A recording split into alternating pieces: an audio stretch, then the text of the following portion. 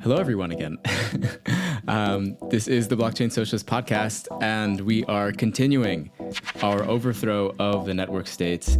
I'm here with Primavera, the High Priestess of Blockchaingov. And for today's interview, we're going to be talking to Eric Alston. He is a scholar in residence at the Business School of the University of Colorado Boulder, and he's also a research associate with Block Science. He studies institutions, namely property, constitutions, and blockchains. So, hi, Eric. How are you? And yeah, maybe to start off, would you like to give us some of your high-level thoughts on Balaji's book, The Network State? Absolutely. So doing great. Really happy to be here. And in terms of the network state, I mean, there's a lot to like, and there's a lot to potentially disagree with. And so, to me, the reason I work with block science, as well as dedicate a significant portion of my scholarship to governance questions surrounding distributed digital networks, is I think this is a profound institutional and organizational innovation. I think we're seeing something emerge here that is the sort of nascent form of how we're going to coordinate ourselves online in an increasingly integrated and increasingly digital global economy. And so for me, the network state is pointing at something really important, which is we're finding ways to identify communities of like-minded individuals through our increasing interconnectedness online and are forging important organizations with those individuals. And so for me, that's a direct testament to the importance of our governance choices in the digital realm. More and more people are associating digitally, meaning formal organizational governance is emergent in contexts where more and more people load into a particular area. So this isn't digital, this is ubiquitous to human ordering across time, across societies, which is you throw enough people into repeat play situations and rules emerge, but for rules to emerge, you need organizations to emerge to define and enforce those rules. This is the process of constituting an organization, including public organizations, aka governments or nation states as we've come to know them. And so to me, at an overarching level, what I like is he's pointing at something that's happening that's important. But there is significant omissions in terms of how organizations actually govern themselves dynamically. In particular, I think the analysis therein is relatively thin on how governance actually proceeds, given a few axiomatic recognitions of what governance is subject to in human groups at scale. And in particular, to me, it's all about unknown unknowns, aka Knightian uncertainty, how to proceed in the face of those unknown unknowns, which is you need a decision-making apparatus for any organization in order to resolve how to proceed when something happens that was unanticipated. Given that, though, and given heterogeneity of individuals that belong to any organization, and this increases with scale and complexity of the organization, then given heterogeneity of individuals within an organization, confronting how to proceed in the face of an unanticipated circumstance, conflict springs eternal within impersonal human organizational forms. And I think necessarily there are elements of impersonality in the digital realm that the network state is correctly pointing at, which is the means by which we coordinate our interactions, especially using a blockchain network, but not necessarily. Those interactions are very much institutionalized. And given their if-then nature, given their highly certain and final execution according to the terms of protocol, they are complete. But why do blockchain networks need updates then? Why do they have to face important decisions that must be wrought by individuals, ideally individuals specially empowered within that organization structure to make those decisions, how do those organizations proceed in the face of unanticipated circumstances? Protocol does not have an answer for that and will not have an answer for that. And so for me, one overarching concern, notwithstanding the coolness of our ability to associate in novel ways with people we've never met all around the world and assemble capital towards transformative purposes, again, with people we've never met around the world, 2 thumbs up to all of that. But it seems like his narrative has a bit of a kind of, this will naturally progress and we will have these almost sort of complete digital protocol governed organizations that supplant the state in some way. And to me, my biggest issue is, what about the inevitable incompleteness of those organizational choices and the need for very human governance that will emerge therein? So I want to sort of as well ground this conversation in sort of defining maybe a couple of different terms that I think will be helpful for people who are listening, since it's like pretty fundamental to your research, as I understand it. One of the things that you talk about, you say you study institutions, and you've made this kind of distinction between formal and informal institutions. Could you explain maybe briefly what are the differences between formal and informal institutions? Absolutely. And that's one of the big questions out there for scholars of governance, as well as institutions in particular. And I define governance as rule-based ordering of people and natural resources. That's what our organizations are about.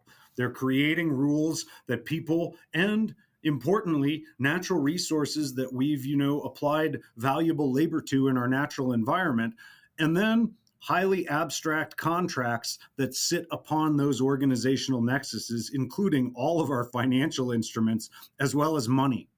So under my definition, formal institutions are the rules articulated by organizations with the capacity and intent to enforce those institutions. Some measure of capacity to do so is necessary in order for them to condition other people's behavior. If an organization is saying these are our rules and we have no power to enforce them and therefore never can credibly do so, those are not operating like actual institutions. Those are just, hey, these are what we stand for, whether or not we can enforce them. But again, formal institutions are those rules that an organization says you should do this, you shouldn't do this, and these are the guys that are going to enforce, or these are the people that are going to enforce upon a particular, those subject to that organization's enforcement authority. Those are formal institutions. Those have gotten a lot of analysis across the history of this field of scholarship. Necessarily so. Why? Because they're very easy to observe.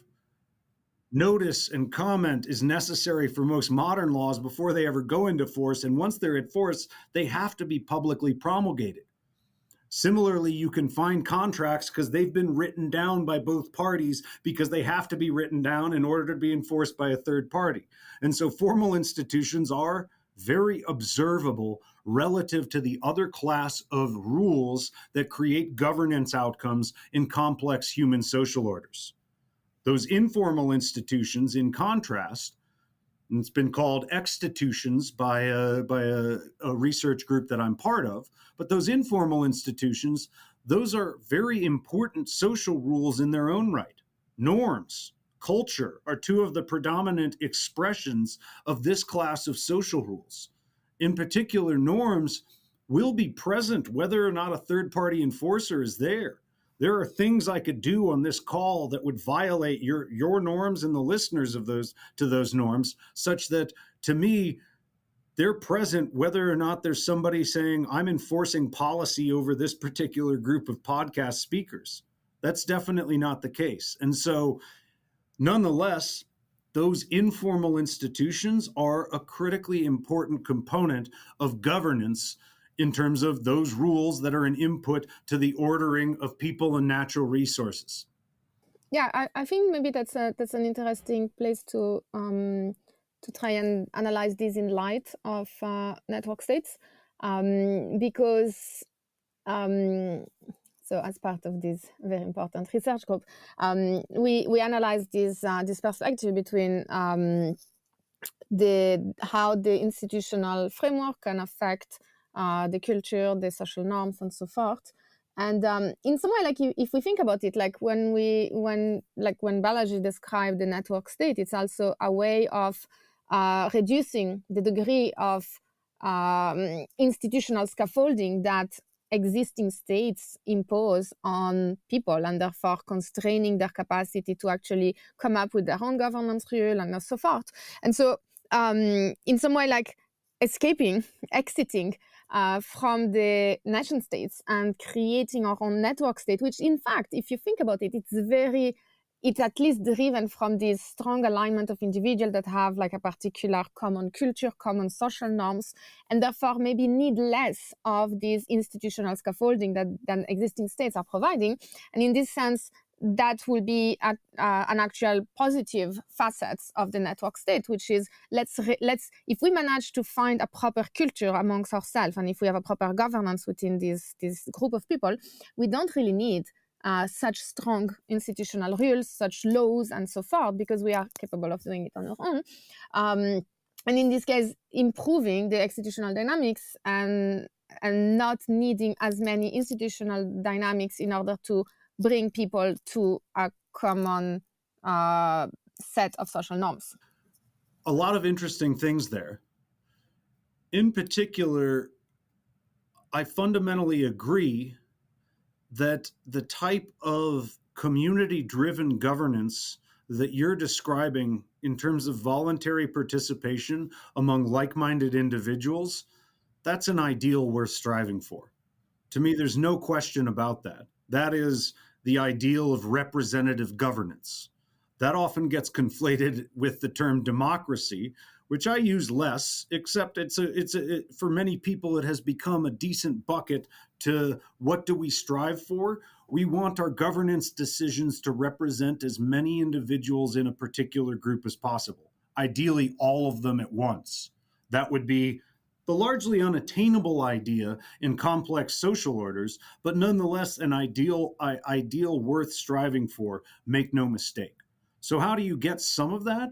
Allow voluntary associations. And so many human societies are case studies in a huge diversity of voluntary organizational forms for exactly the reasons we're describing. But where I'm more pessimistic surrounds this kind of utopian belief in the ability to exit from the enforcement authority of public governments as we currently see them. To me, that is an area of the network state that I'm less optimistic about the arguments surrounding, diplomatic sovereignty, which is this ability to say, we now have a voluntary community. We're now in some way our own sovereign. Not when it comes to the tax enforcement of a particular jurisdiction that you have to reside in. I don't think that particular government or any government capable of enforcement is going to be willing to say, yeah, go ahead and secede. In particular, because it creates quite a domino effect, which is to say, why can't other organizations secede? Indeed, I see the Danish government's spending on the Faroe Islands as a deliberate attempt to keep Greenland happy, which is the Faroe Islands has an independence movement that has been successfully mollified by spending massive amounts on infrastructure within the Faroe Islands. That doesn't make a shred of economic sense based on what the Faroe Islands can produce until you realize that Greenland is also in a similar status, such that if the Faroe Islands click independent, what on earth is going to stop Greenland from doing so? And wow, does Greenland have some of the most untapped natural resource reserves of anywhere on the planet. Yeah, that makes me think of also like in the EU, you have, whether or not, you have the issues of Catalonia and the Basque region in Spain as well. You have other types of different separatist movements, but there is a question, I believe it was Scotland potentially leaving, or Northern Ireland leaving, and then potentially joining the EU again. But a lot of these other countries have similar sort of conflicts about regions in their country wanting to have independence. That if they accepted a new country that earned its independence similarly to how regions within its country are trying to receive independence, then it could lead to they imagine that it could lead to some sort of domino effect of them therefore losing their own sovereignty. And I guess the interests of the state is to impose its sovereignty for as much and for as long as possible. No, absolutely. I mean, Catalonia clicks off, there goes País Vasco, then Galicia emerges, then France might suddenly have a problem with its Provençal regions, and so on and so forth. And so, to me, the one thing that the vast majority, if not all nation states would agree on, we don't recognize splinter republics that break off from your nation because we'd prefer it if you also do likewise with us, And so Right. it to me, that's a deep issue in terms of the extent of autonomy from sovereign enforcement that network states can achieve. It's not to say it's not an ideal worth striving for or experimenting around. There's just upper limits to the extent to which a particular sovereign entity is willing to say, yeah, we actually don't have enforcement authority here. That's not the essence of public governance, for better and for worse in many contexts. Yeah. And so, like, to me, if you think about the network states, like what kind of scares me a bit is I think it's kind of related to a certain idea in the political right about kind of wanting to splinter off, to have the world splintered into smaller regions and states being smaller generally.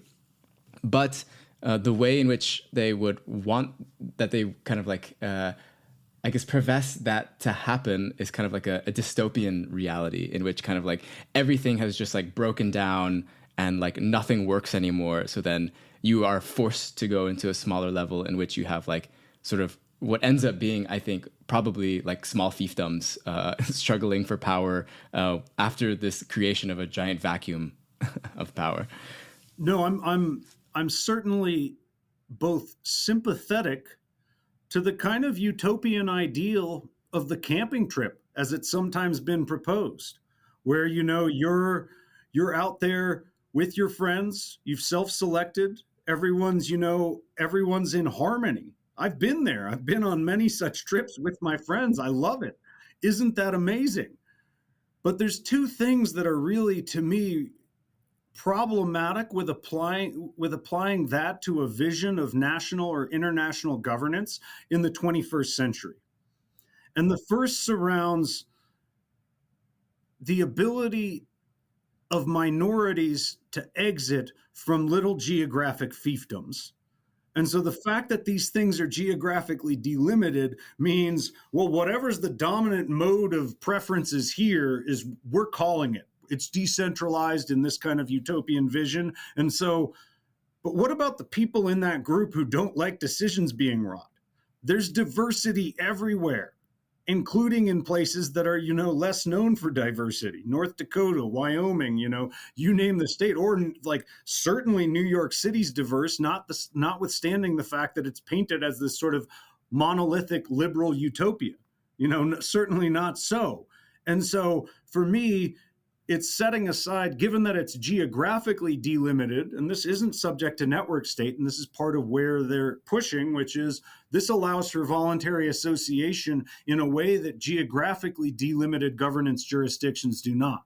So the first concern, though, is, if you're doing it geographically, what about the minorities within your group that don't like the dominant decisions being made?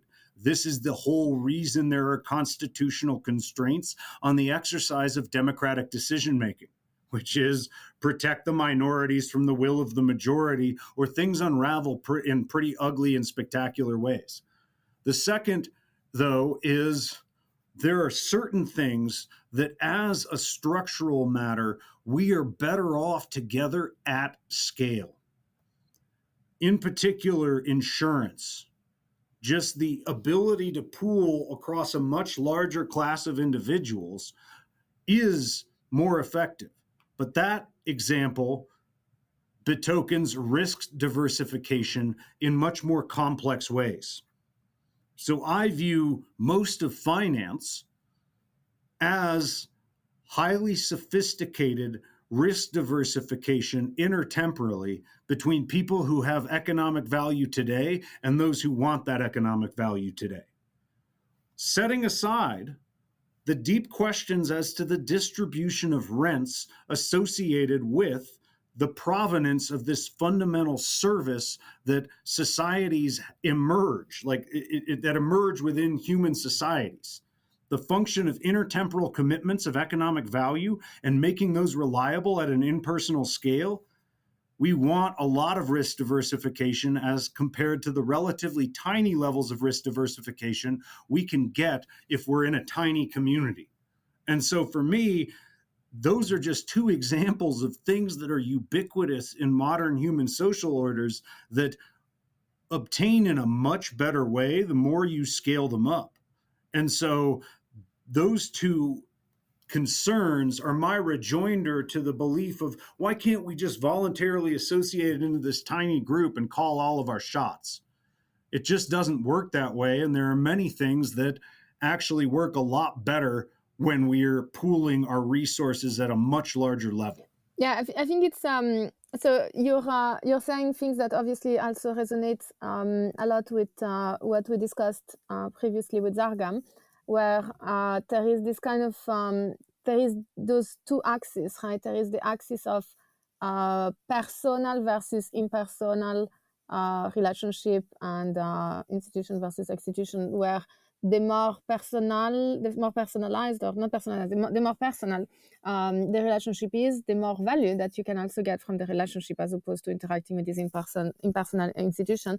But then you also have the matter of the other axis, which is the axis of like local versus global or like small versus large, where in some way, this is actually why, like, right, the reason we do create those institutional frameworks, those impersonal institutions, is because we want to actually extend the reach of our community beyond a particular group, which has enough of this personal relationship that they don't need the institutional thing, right? And so in some way, there seems to be this inherent trade-off. I don't know if it's actually a trade-off, but it looks like it is a trade-off between we do want to have as personal as possible of relationship, but then we're stuck into a very small, close-knit community. We also want to have the biggest reach in order to maximize interdependencies and diversification, but then this requires the instantiation of specific institutional frameworks, and I think, and this is like, of course, a big ambition, but I think what we're trying to do, so the network state is somehow creating actually an institutional framework in a small localized community. So maybe it's the worst of both worlds. What we want to do with the communication, coordination, and so forth, I think has the ambition of, can we actually maintain those personal relationships because it is made of a community of people that are strongly aligned because of social norms, because of culture, and etc., while also relying on digital technologies and whatnot in order to enable a reach that goes beyond the local, but it's like this kind of like translocal, I don't know what's the right terminology, but like basically enabling personal relationship at scale through specific institutional scaffolding, of course, but also institutional scaffolding, right? And can we actually scale up, not necessarily in just like quantity, but scale up in terms of qualitative alignment between people that we want to build personal relationship with, but also not being stuck into a small local community. No, totally agree. Although I do want to clarify one thing, there is a big trade-off between the personal and the impersonal. But I really want to emphasize it's not a zero-sum trade-off. in the sense that my ability to access impersonal financial instruments and diversify risk across many, many, many classes of human activity is me trading off personal management and knowledge of my resources for much more security in terms of my retirement, in terms of other health outcomes that are unknown in the future that I may need to be able to finance. But guess what? My being able to do that enables me to bring more of my whole self for my family, for all of my highly personal relationships in my day-to-day life. And so the things ideally that stick in an impersonal sense also have this kind of bootstrapping effect. And I think that a lot of them actually, the reason that they're emergent in human social orders is precisely for that reason.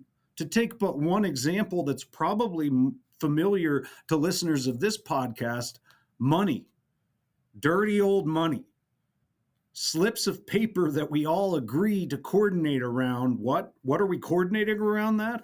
All of our costly human efforts to produce things that other people value.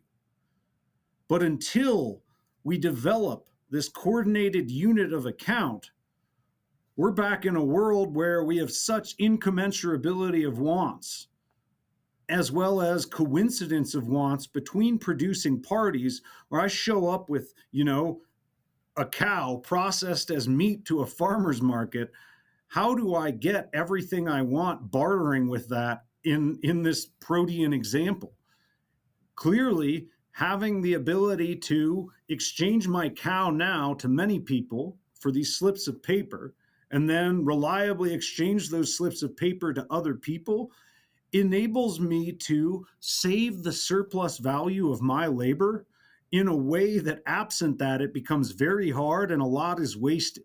I eat way too much beef and not enough of anything else, and the converse is true for everyone else that's producing individual things.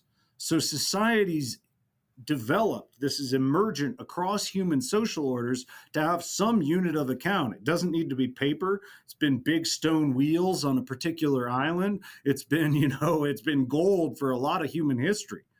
But this isn't about the history of money. It's just saying that these impersonal institutions ideally have highly positive personal implications for people who are subject to them.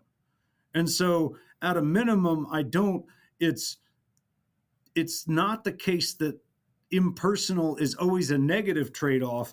Although make no mistake, if you've ever had to get into an argument with your bank, with, a massive corporate entity, there is a personal to impersonal trade-off.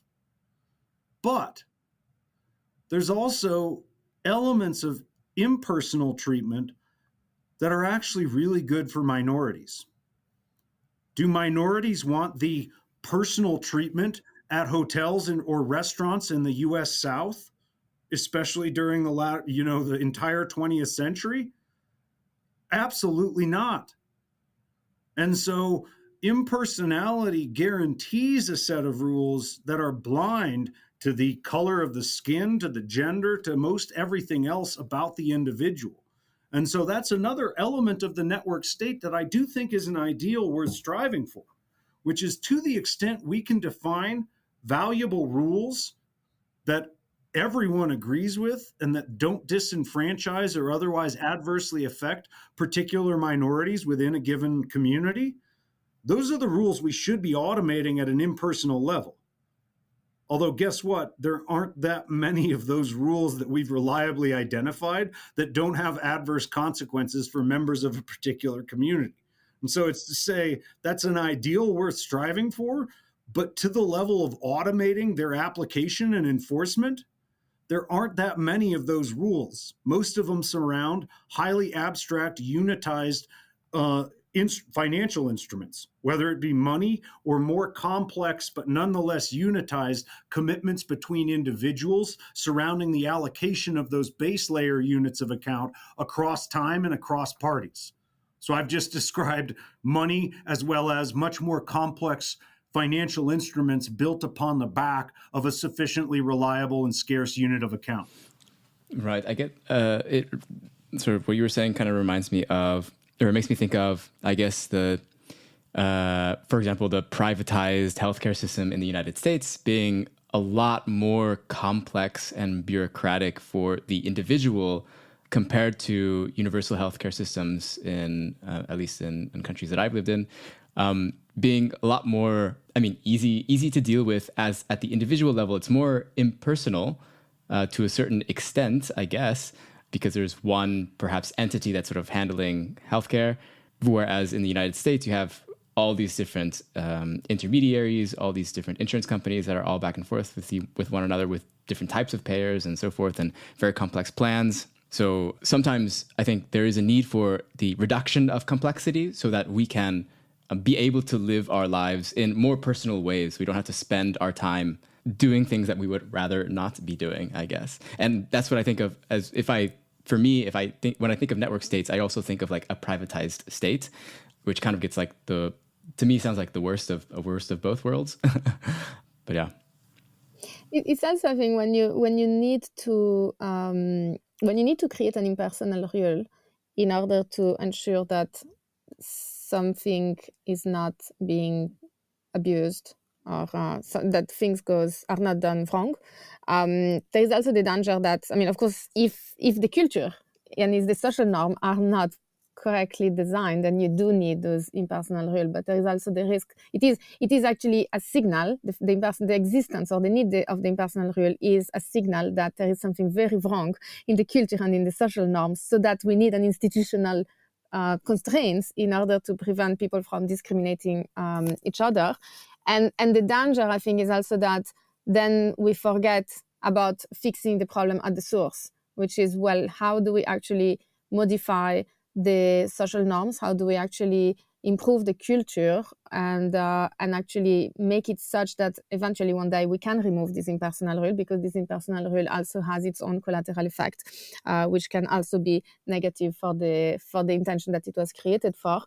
And in this sense, I think that's where, if we stay with the concept of like diversity and minorities, this is perhaps the biggest issue, I think, with this conception of network state as highly aligned group of individuals moving into the same location, is because all of a sudden there is actually very little opportunities to ever interface with someone that is not aligned with you, with someone that is part of a minority, given the majority of the population that creates the network state. And in the traditional world, you cannot really escape from it, because people are around you and you don't really choose. You can choose your digital community, you can choose your community, but you don't really choose, well, you can choose your neighbors by choosing where you go. But there is this place in which you always have, in some extent, to interface with people. And therefore, those more institutional dynamics are created that can, if well designed, favor better culture and better understandings.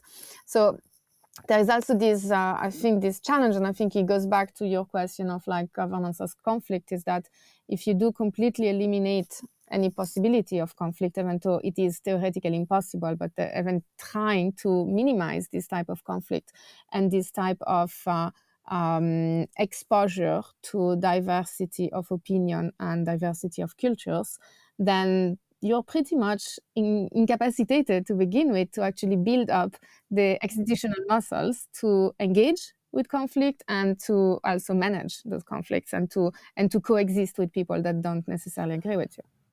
So there's a lot there to unpack, but I'm going to start with the question of the extent to which a private network state can ultimately be as monolithic as the public states that exercise considerable enforcement authority over their citizens, whether those citizens like it or not.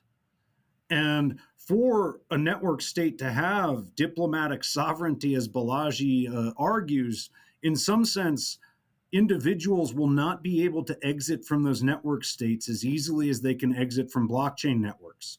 This should be obvious for a variety of reasons, but at a minimum, if people can exit costlessly or near costlessly at any time, what does that do for their contractual commitments within that particular network state community? It means it's not a state. Are those still binding? Effectively? Yep, exactly. And but I'm of a mind that thinks these network states are likely to be constrained significantly because people will be able to exit them and choose a different voluntary community that better reflects their preferences online. And so to me, that should be a constraint, in part because I don't believe in the claims that anytime soon these voluntary communities of individuals coordinating their activities in the digital realm together will be fully sovereign. If they aren't fully sovereign, then people will be able to exit them, and that is a profound constraint on the abuses that the governance apparatus can obtain. That is not the case in public governance. But to turn to Primavera's important point briefly, I do think that there's an upper limit as to the extent to which you can ever iron out heterogeneities of beliefs, values, preferences, and interests within a particular group. And so while we do want governance to be as representative as possible, I don't think most profound governance challenges surround surfacing the right information. And so there is a narrative out there, which is with these two cool new tools we have, we can better surface preferences within a particular group and reach the right solution every time. To me, the biggest governance issues in the United States and in the vast majority of societies with which I'm familiar worldwide surround fundamentally different priors on an issue about which there isn't just it's more of a King Solomon thing, where it's like we can't cut the baby in half. Neither group wants that. And so to me, in particular, it's not a question of just surfacing better information and all conflict will go away within a particular group. But where I might humbly disagree with Primavera surrounds the fact that I'm a bit more agnostic as to whether personal or impersonal institutional remedies or governance, impersonal and personal governance remedies are better for minorities. And I was reminded of my desire in a particular online group I belong to called MetaGov.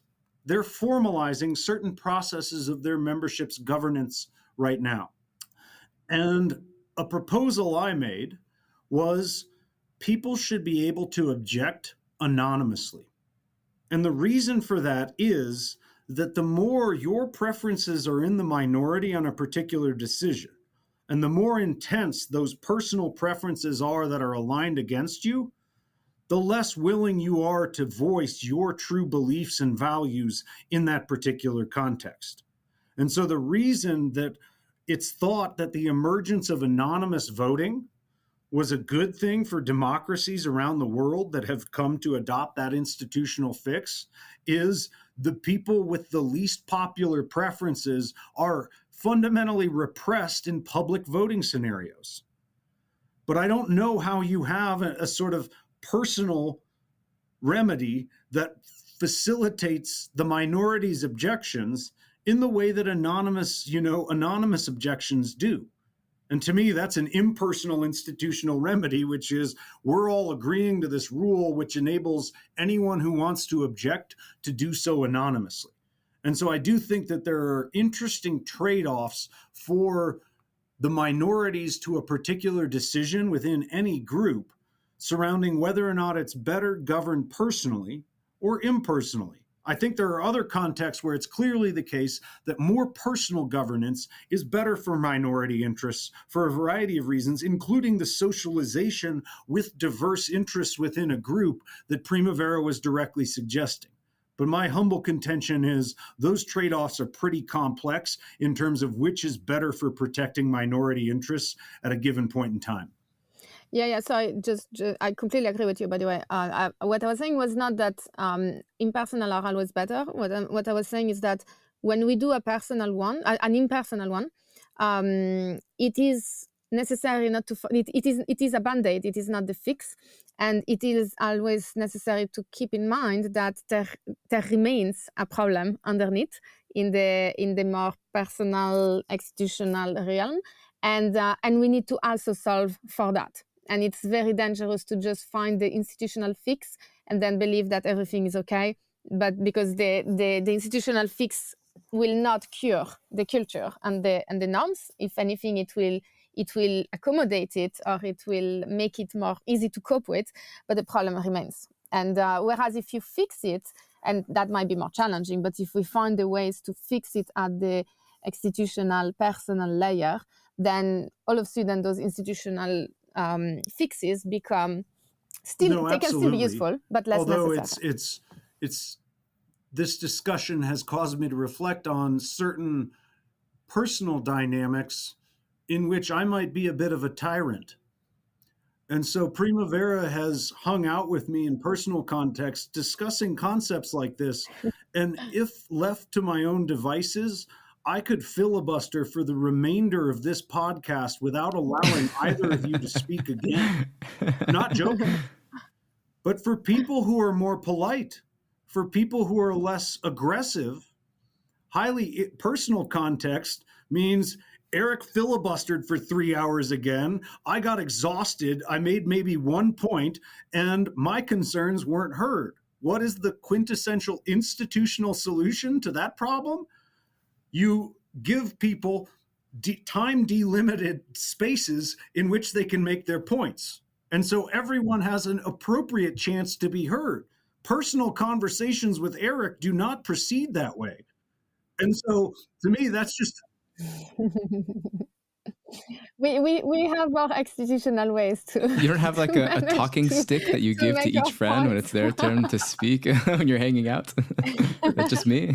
But in some sense, that's almost like the emergence of an institution is what you're describing, where it's like these highly personal dynamics are leading to dude just talking to himself for hours. And that's not good for anyone. So we need to constrain these personal dynamics. But no, it's not to say that there aren't highly personalized remedies to some of the interpersonal problems we face. I think in certain instances, they're definitely better for minority interests along the lines of what Primavera was describing, especially in terms of like the recognition of an issue or an underlying concern from a particular group member that can be countenanced in an ongoing sense. I don't know how you do that institutionally. And so point very well taken. My point is just the trade-offs are pretty complex when it comes to minority interests in particular. Hi everyone, if you're enjoying this episode so far, be sure to subscribe, leave a review, share with a friend, and join the crypto leftist communities on Discord or Reddit, which you can find links to in the show notes. If you're enjoying the episode or find the content I make important, you can pitch into my efforts starting at $3 a month on patreon.com/theblockchainsocialist to help me out. As a patron, you'll get a shout out on an episode and access to bonus content like Q&A episodes where you can submit and vote on questions you'd like me to answer, and I'll give my thoughts in roughly 20 minutes. In the last bonus episode, I analyzed applying an anti-capture framework originally made for DAOs, but applied it towards left-wing organizing. Of course, I'll still be making free content like this interview to help spread the message that blockchain doesn't need to be used to further entrench capitalist exploitation if we put our efforts into it. So if that message resonates with you, I hope you'll consider helping out. Also, in case you didn't see it yet, I recently wrote a book review for Outland magazine on, no surprise, the network state, focused on Balaji's misunderstandings of the role of land and statecraft and his insistence to think of everything as a codebase, titled Fork Your Society, I Want Out. Additionally, I've written the piece under my real name, so I'm now officially doxxed. I can officially stop bleeping out whenever people say Josh, my name. It was time I came out of the Anon closet, since this is all in preparation for announcement for a book that I've been writing over the past year and a half titled Blockchain Radicals, but more on that in a later date. For now, let's get back to the interview. No, absolutely. And I think that's also where the whole complexity of the state, as much as we can, like essentially like every institutional rule comes for a reason, and whether advertently or inadvertently comes with a lot of collateral effects, right? So you create a particular rule to protect I don't know, copyright, right? Like you want to protect creative endeavor, but then you're creating censorship and vice versa. So in some way, there is always like collateral effect, and if we think about it, like it's so easy to find all the ways in which the existing state infrastructure is flawed, because most of this flow derives from the collateral effect of actually a good intention of like, oh, we need an institutional scaffolding to fix that. And so in some way, and I think that's perhaps also like one of the important axes to analyze is that if you create a small network state with like very, very basic rules, it also means that there is a lot of things that are not being dealt with unless, and that's the important point, unless it is being dealt with in an institutional manner, right? So either you have to have a very complex formation and constellation of institutional rules, and then an institutional rule that is trying to counteract the collateral effect of the previous institutional rule, and then you keep patching all these things, and then you do get this insane bureaucratic machine that is the state, or you just make it very lean, and you just have those few very, very clean and simple institutional rule set, but that means that you're also forgetting a lot of things that the institution is not dealing with. And so who is dealing with? Did we manage to create sufficient institutional scaffoldings for those lack of institutional rule to be compensated by a better culture and social norms? Or do we just forget about it and we just ignore it because the majority doesn't care? No, I agree with your underlying characterization of the trade-offs. And in particular, I think I've cast this as the extent to which you can ex ante delineate the action space of individuals subject to a particular institutional enforcement authority versus the inevitable need for ex post resolution. And part of what you're gesturing at is often that ex post resolution needs to be fundamentally human. If left undefined, it will necessarily be in that informal institutional, or as you call it, exstitutional realm. There's no doubt about it.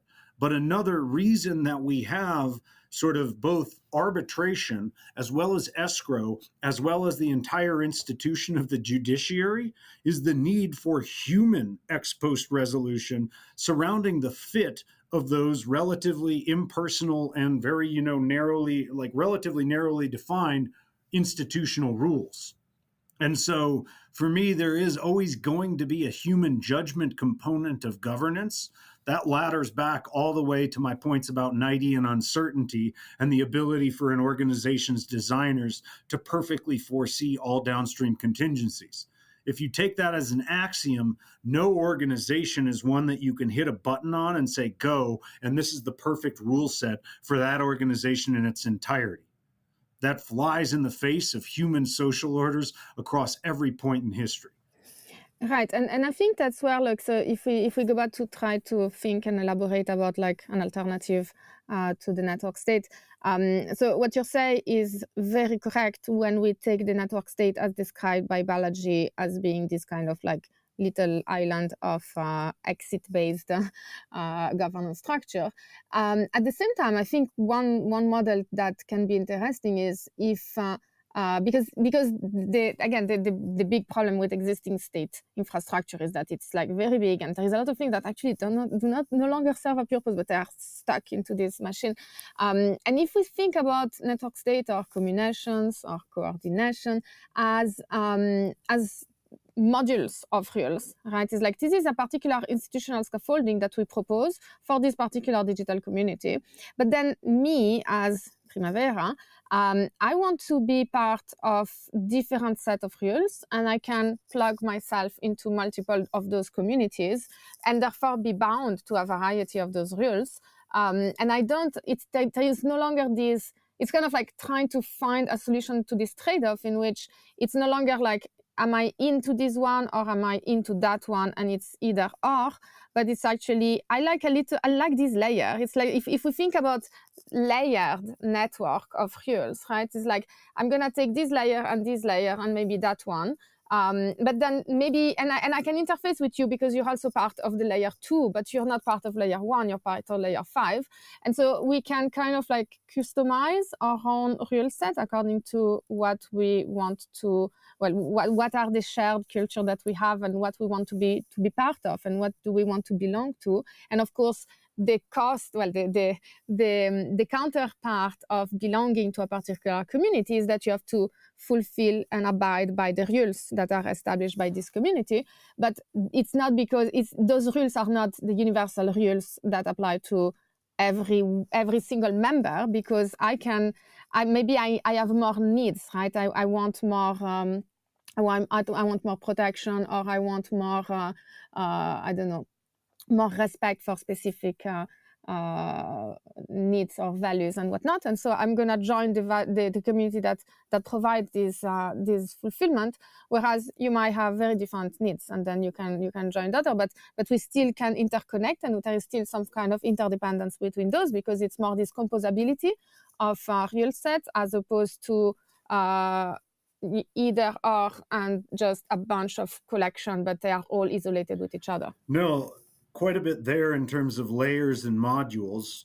I was initially reminded of a book I liked exploring the complexities of many layered digital interaction as facilitating humans interacting with one another. It's called The Quantum Thief. But one of the big takeaways from that book is inequalities in power have really weird implications when it comes to mapping people's ability to interact across many layers and subvert outcomes on a particular layer of interaction of choice. But more seriously, I think your suggestion of modules is very germane and harkens for me back all the way to my law school years. Torts, contracts, property, crim. These are your 1L courses as well as some constitutions. Why? This is the same reason I'm somewhat bored by very philosophical discussions about anarcho-capitalist utopias. In great part because imagine a bunch of people manage to actually succeed at not at a camping group level, but at a level of 100,000 people. They find their, patch of land in this European river, and they settle 100,000 people there.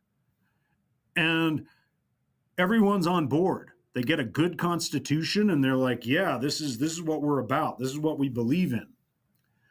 Do you think parties doing business with one another that enter into a particular contract will never then have a disagreement subsequently because of changed circumstances?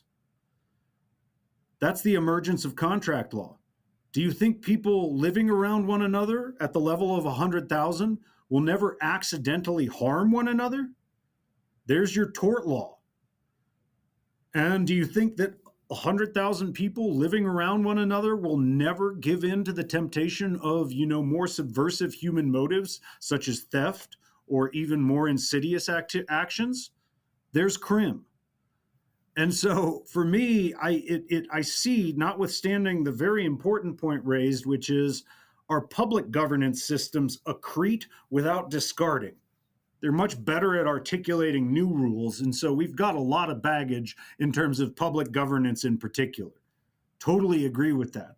But I also don't find particularly interesting discussions believing that somehow all of these kind of canonical forms of law governing human behavior, the need for them will magically go away in a group of 100,000 people. And in particular, I think there's something really, really important lurking within contracts, which is I'm better off by being able to tie my hands in a commitment today. And if I can exit voluntarily in the future, no one in their right mind would commit to a costly intertemporal exchange of human value with me.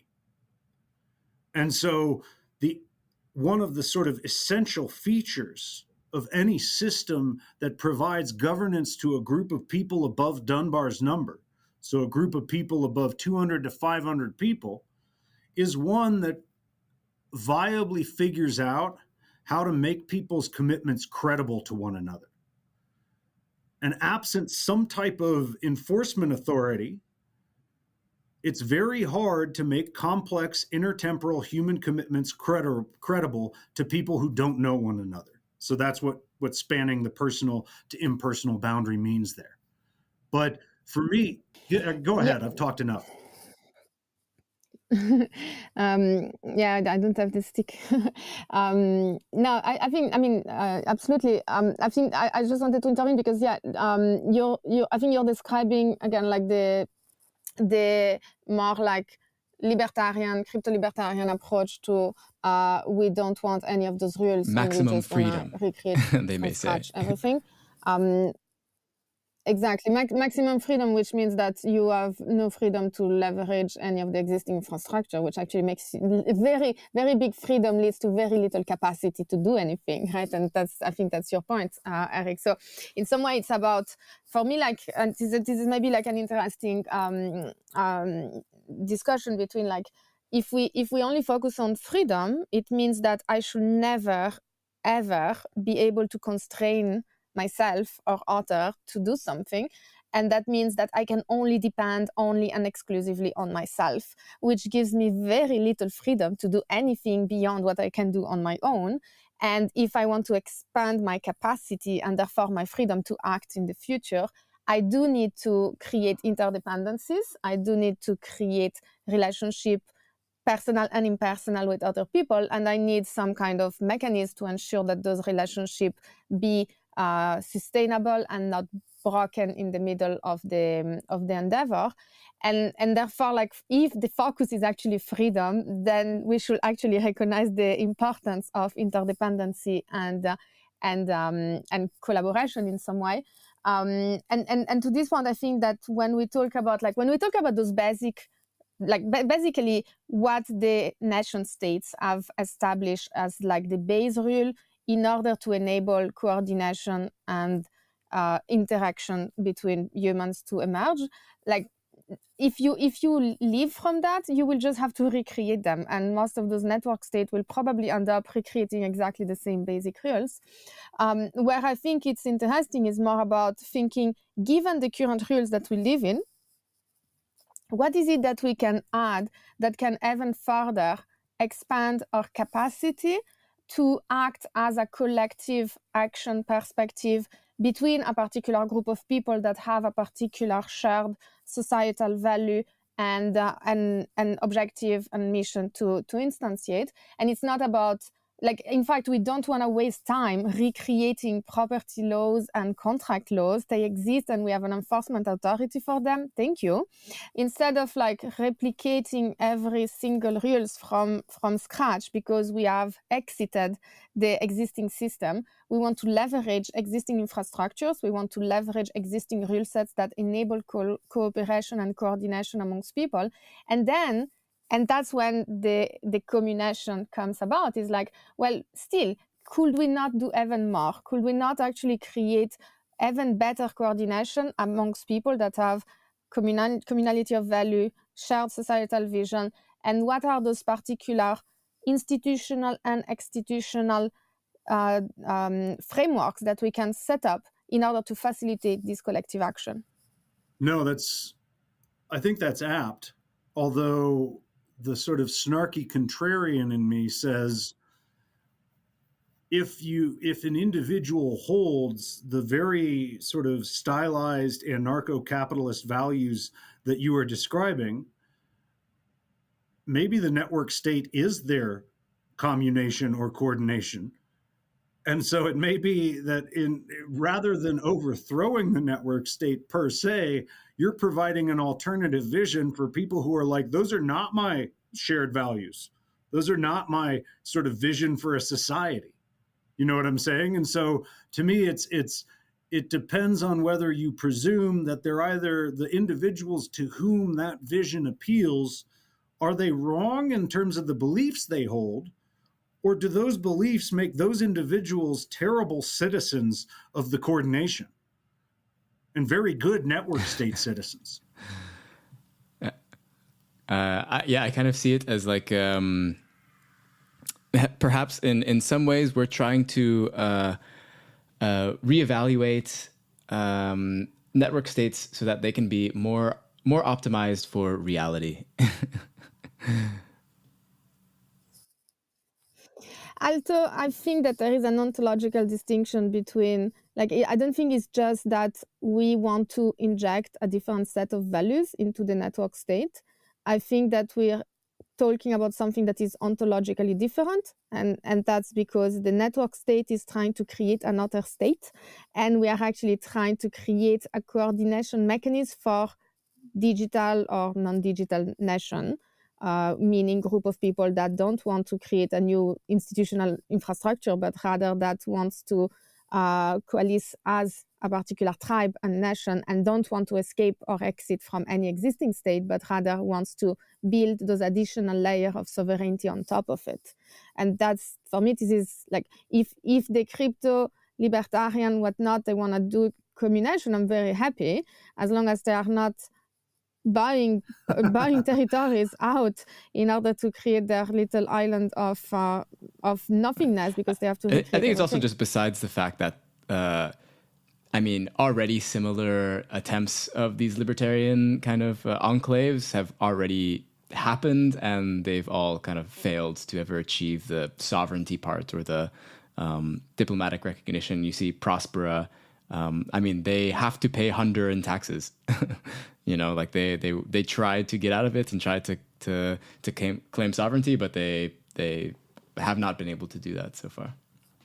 And in fact, it's interesting because I wonder, like, if I would love to actually have a group of extreme libertarians thinking about, hey, how do we make a communation for our own vested interest? Because in fact, I think most of the interest of the extreme libertarians is usually about removing rules, and therefore potentially removing capacity of collaboration, as opposed to increasing the opportunity of coordination, and therefore potentially adding new type of norms or rules. So I'm not sure what would the combination of an extreme libertarian group look like, to be fair. Except nothing, just like a name. A name with no added rules. I think actually it might be actually not under the terms of the network state, but given that libertarians care deeply about the enforcement of economic institutions, and so it's not correct to say that libertarians don't want contract enforcement. That's the limited set of institutions that they're like, it's okay for the government to have a strong role there, precisely because of the intertemporal commitment problems that a credible third-party enforcement authority resolves in its very presence is the glue that makes impersonal contractual commitments binding. So for me, I'm like, relatively narrow, kind of lean economic institutional organizations already exist. Those are called blockchain networks, and the smart contracts built on top of them. And so for me, in one sense, people's voluntary participation in networks whose enforcement hinges at best imperfectly, if at all, on the presence of a government enforcement authority, I'm like, there's your kind of quasi-libertarian communation. But the extent to which that ladders up to an ability to secede from sovereign enforcement authority, as we've been discussing, is another thing entirely. So for me, I'm like, cool, to the extent we can automate these economic institutional interactions, let's do it. That's awesome. But that, to me, just leaves greater space for more, ultimately, like more important human personal connections that are the lifeblood of living, so to speak. I mean, harken back to my example about why a diversified retirement portfolio makes me a better father and husband. Those are highly personal relationships, yet they're enhanced by an economic institutional layer that's very impersonal.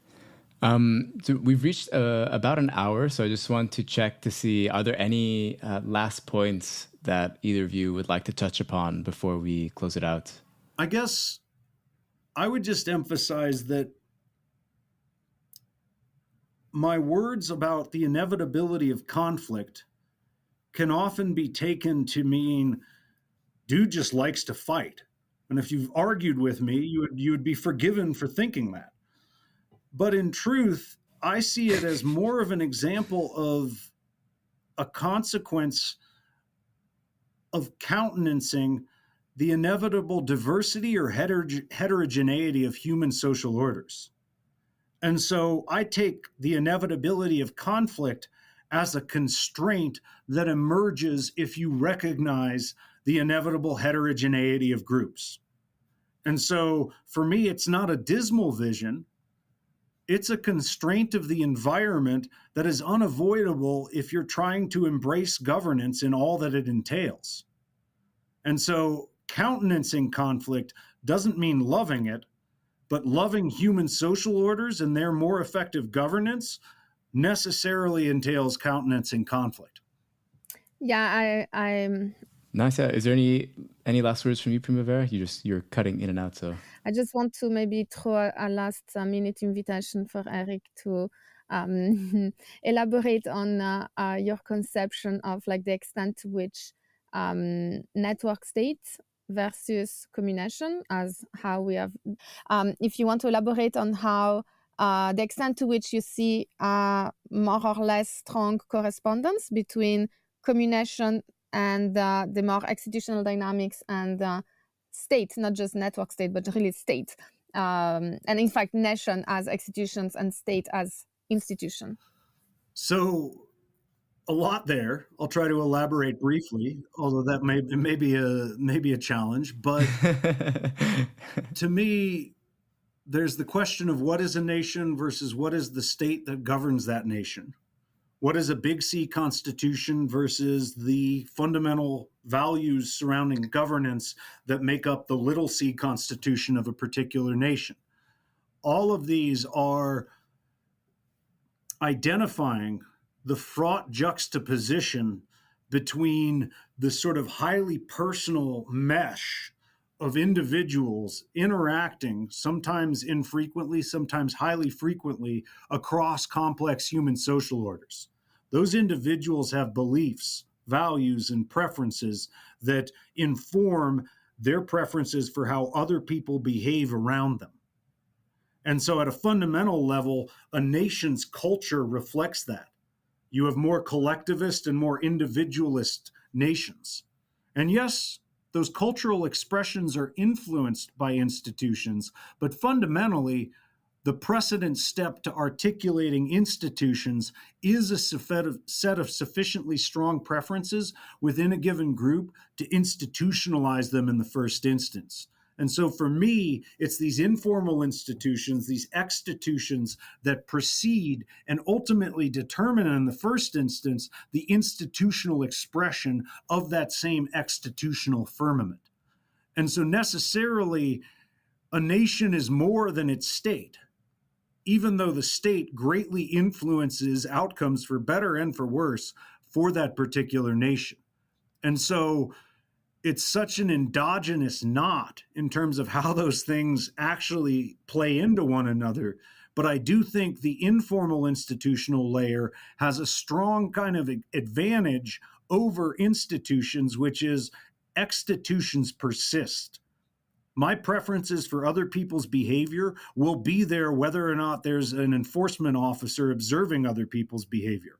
And cultural preferences also will persist in ways that the state's enforcement apparatus can find quite vexing, such that it's, to me, there is a massive way in which exstitutions fill the inevitable gaps within institutional orders. But if you take that argument seriously and posit that there are inevitable gaps within a network state, then the interesting question becomes, how effectively can that network state coordinate the ultimately sort of persistent, and I would argue more fulfilling, highly personal human interactions that always, when you drill down to them enough, become exstitutional in practice? Yeah. One of the things that sort of came up to me when you were talking about that is kind of like, maybe as an example for people to read a little bit more into, is the example of the Kurds and Kurdistan being a nation. I guess there's like the Kurdish nation of people who sort of exist in 4 different states in the Middle East. And you had this in the past in Turkey, you know, the Kurdish party was very pro-separatist, where they wanted to cut away from Turkey to create their own nation states, but sort of over time have come around to changing their view from being a separatist one to sort of instead embracing and leaning into the fact that they are a nation and that they do not want to recreate sort of the problems with the state, but just with a new kind of like ethnic association with it instead. So maybe I would encourage people to look into that as an interesting example of what I think Eric is talking about. And languages often form the common glue for the type of national identity that you're describing. So all the nations we talked about earlier in passing have a tightly defined identity that is a distinct language from that of the state in which they happen to reside. Catalunya and Catalan, Galicia and Gallego, País Vasco and Euskara, to give but a few examples, the Provençal regions of southern France. And so Belgium, I would even argue as well, if you know about that. It's so complex of a thing. No, absolutely. And a lot of it's tied up in language. Yeah. But all right. Thanks so much, Eric, for coming on. Maybe just to end it off, if you want to share with people where they can keep up with you and your work. Awesome. No, thanks for having me on. This has been a fascinating discussion. I've learned quite a bit from partaking. So thank you. I'm found on Twitter at Incomplete Rules. And otherwise, as an academic, I have a fairly public profile. So you can find me on Google Scholar, on SSRN, on a few other academic research focused sites, as well as some of my more applied output in digital governance can be found through Block Science's blog on Medium and other outlets. Thanks so much. Thank you.